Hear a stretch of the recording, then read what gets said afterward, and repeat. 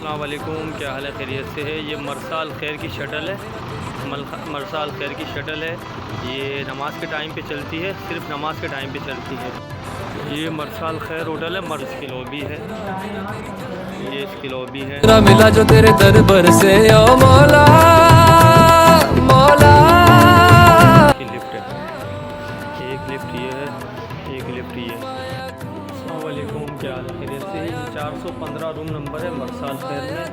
ये card system है अल्हम्दुलिल्लाह। ये कुन कुन फयाकुन फयाकुन फयाकुन फयाकुन फयाकुन। ये 429 रूम नंबर है मरसाल खैर में। फ्रिज है, फ्रिज।